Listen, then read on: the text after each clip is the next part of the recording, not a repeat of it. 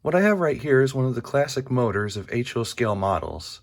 This is an Athearn Jet 400, which was used in most of their diesels for about 20 years before being replaced by the gold motor. So these were known for having high current draw and running pretty fast, but also being reliable. And I want to use this in an upcoming project, so I thought I'd give it some upgrades. And one thing I've already done is, since Athearn sells their modern, higher quality brushes as separate parts now, along with the springs, I've changed out the original brushes for those, and that actually helps to free up the running quite a bit. These new brushes have a lot less resistance than the old ones. Now, one other thing, which will be the biggest upgrade here, is the windings.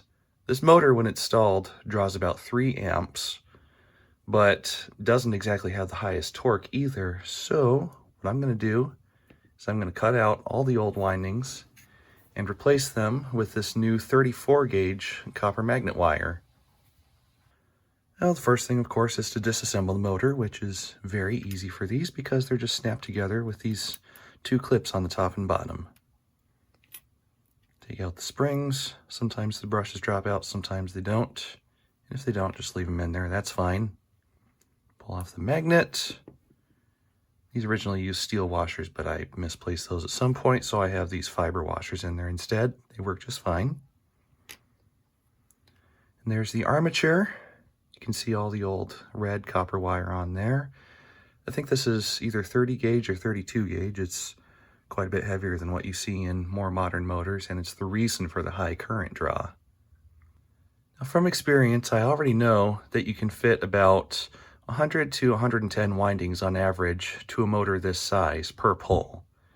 So I'm not going to bother with counting them, but if you are rewinding a motor and don't really know how many windings to use, or if you just want to copy the originals, then you would want to try and carefully undo the windings just one wrap of wire at a time.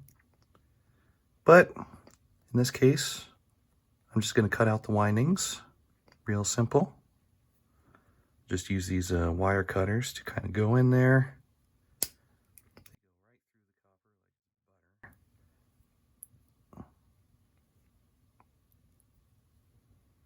Looks like I got most of that in one shot there.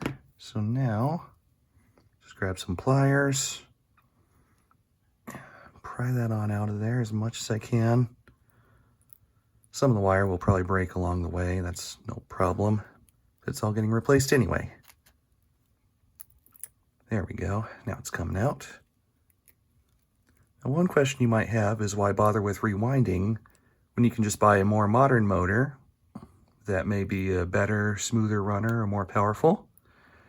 Well, in this case, I could have just used a gold motor instead, but if you're rewinding, you can actually sometimes save quite a bit of money because that whole spool I've got, it only costs a couple dollars.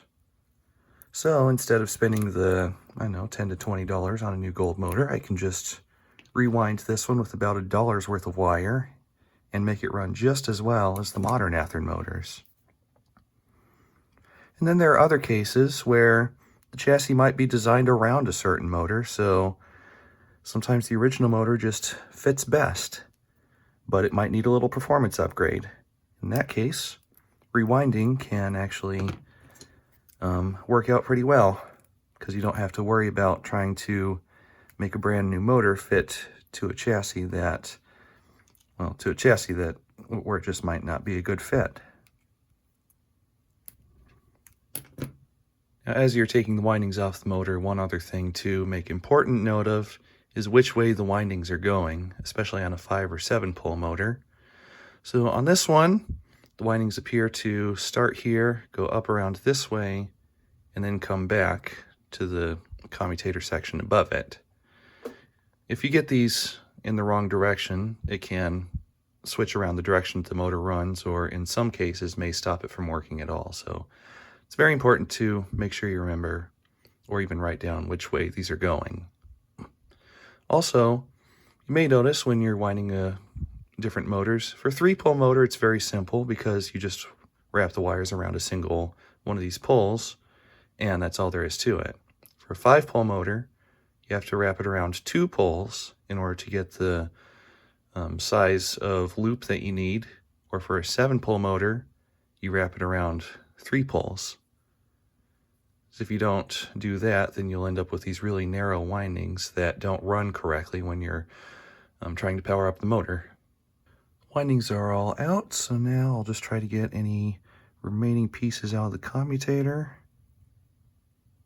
Oops.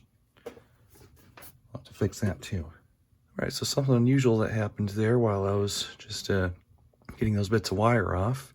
The commutator plate started to come loose from the piece in the middle. So I kind of got that hot again, back where it needs to be, and then I have this wire wrapped around there to hold it together.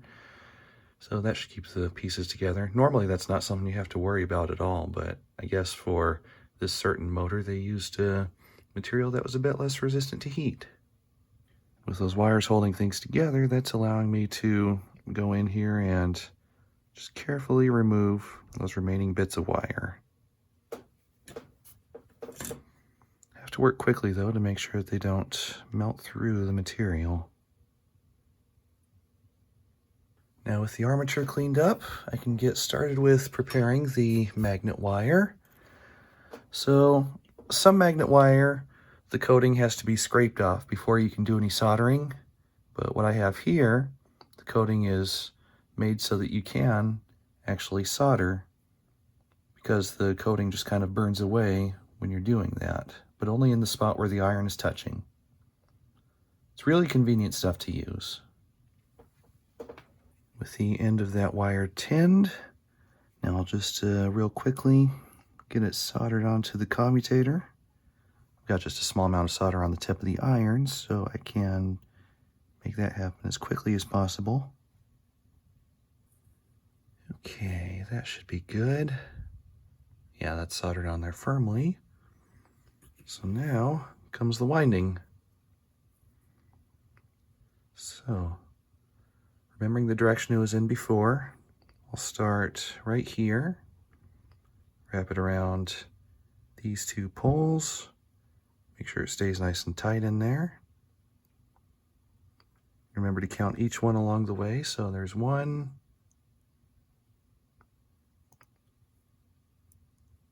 then 2,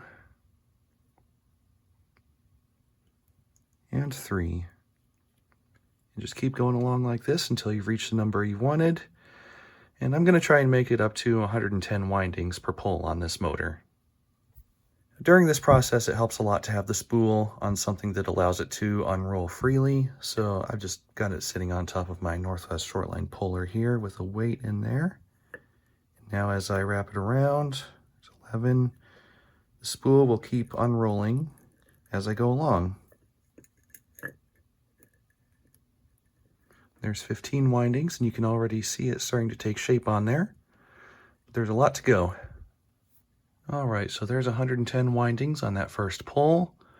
You can see there that I did my best to keep it as tight and clean as possible so that it'll be well balanced when it's all finished, and so I can fit as many windings in there as possible. So now that that's on there, I'll just take the soldering iron again, tin the wire a bit right here.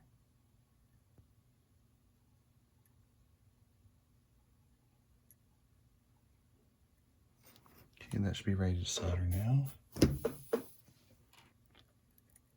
Let's bring this around here a bit.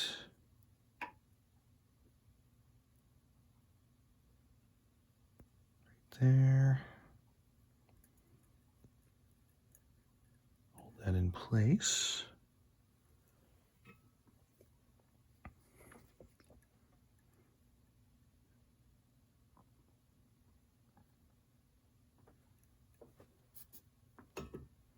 Okay, that should be soldered on now.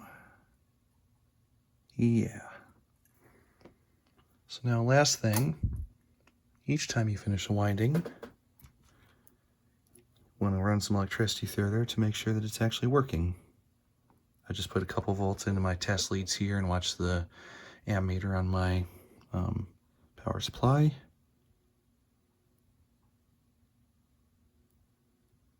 That seems to be working right. So I was putting just over 2 volts in there and going directly from just across this one pole. I was getting about a ½ amp, and that's about what I was expecting. So now that's soldered in place. Just do the same for the next pole. So you start in the middle of the previous pole, basically. So then it overlaps. Once again, keep things tight and clean. Work carefully so you don't break the wire. You can kind of see the overlapping that's happening there, and that'll of course become more obvious as I finish the pole. There's the second winding finished and soldered. You can kind of see how those are overlapping now. And sometimes after you finish these, you may find that no matter how tight you can get the wire by hand, it may still not be perfect for leaving room in there. So what I'll do sometimes afterwards is just take a thin screwdriver and carefully push those into place. That makes it a lot easier to install the windings that come all the way back around here.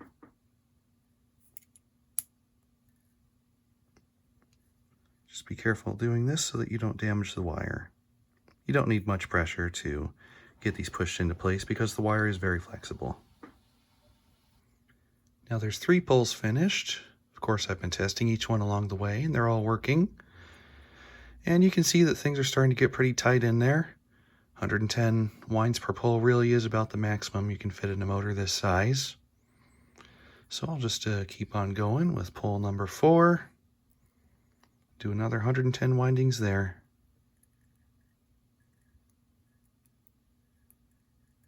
All right, now we're getting on to the last winding. This one can be a little more tricky than the others just because of the amount of room that's left. So you definitely want to make sure to push some of that wire out of the way wherever you can. Around here too, that can help. So unlike the other windings, this one rests completely on top of the ones that have come before it. So it starts out just like this. Once again, wrap around 2 poles.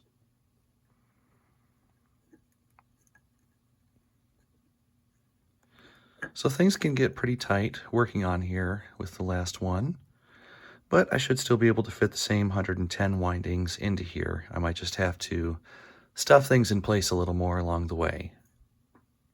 All right, last winding is on there. I tested it out. All 5 of the windings are working correctly, so I'll just real carefully trim off that last bit of wire. Okay, and then I'll take these off. Since there are so many windings, some of them might be real close to the outside and want to move out of the poles. So to finish this off, I'm just going to take my super glue here,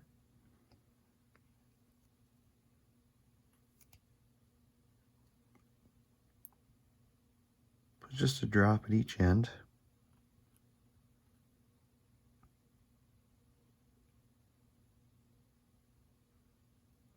Do this all the way around. And this will help to make sure that the windings always stay in place. And then just take off any little bit of excess there.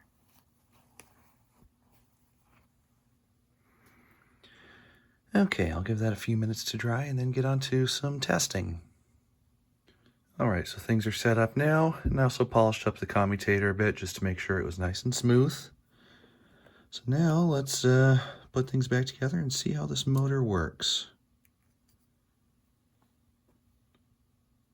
One of the nice things about these Athearn motors is that they're very easy to put back together.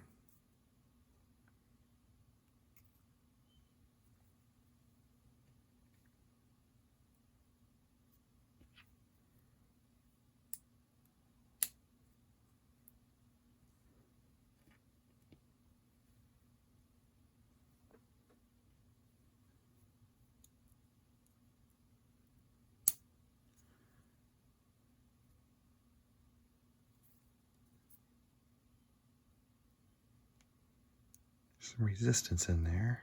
Now there must be some glue that got on the outside of the armature, so I'll just take that back out, turn that a bit, and we'll see if that fixes it. Okay, now it's turning. Everything seems to have clearance. That's good. All right, so now just hook up the terminals. We'll see if this works.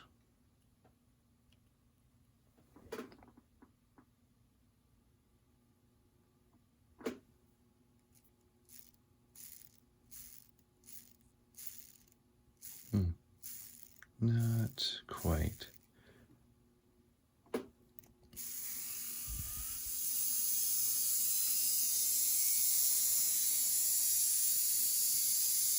It's sort of running, but the current draw is real high. I think I may have soldered these just slightly out of order from where they're supposed to be.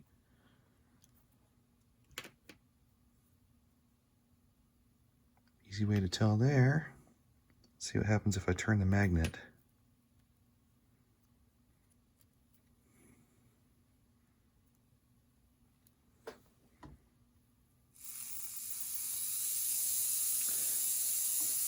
Yep, I was off just a little bit. Well, I'll see if I can resolder those.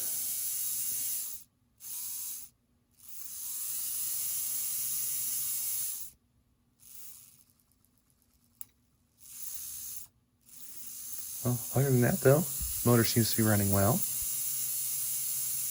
Has a good speed, low current draw.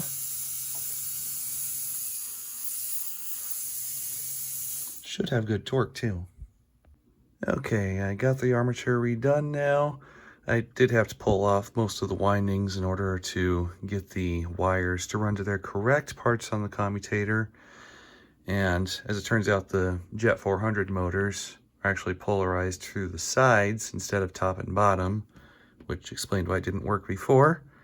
So the this pole here, the first wire actually connects to here, comes up around here, and then comes back down to this segment here. So when this is powered up, the magnetism goes to the side instead. So now it should work right. Just put this back together real quick.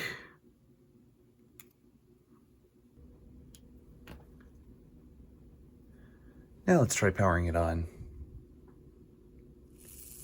And it takes right off.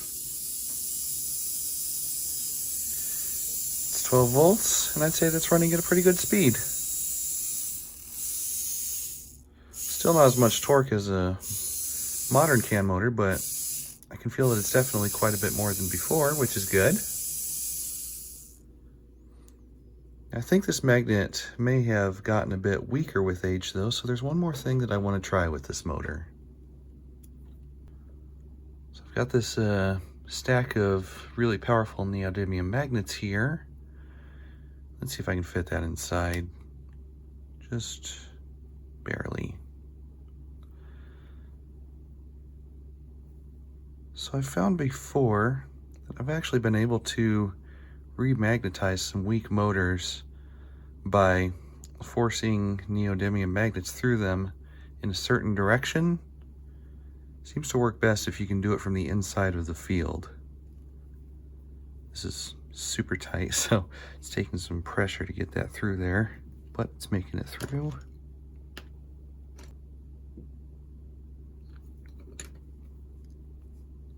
Okay, I'm not sure if this actually made a difference or not, but we'll find out in just a moment. That feels stronger though. Let's see if I did that right. There's usually some trial and error involved when I'm doing a remagnetization like that. Looks like I got it right though.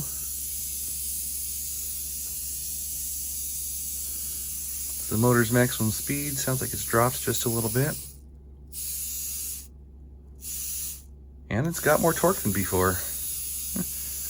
Well, I don't think I've ever been able to remagnetize something like that on the first try before.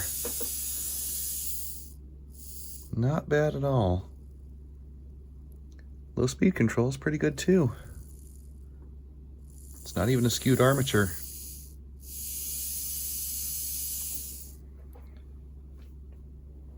Well then, in that case, all that's left is to add a little bit of oil.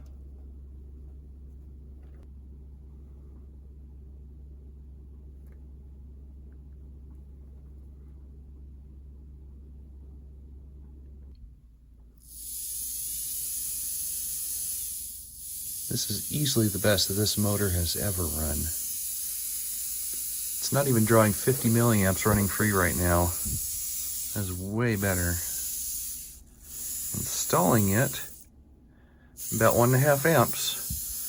So rewinding it cut the stall current in half. That is excellent.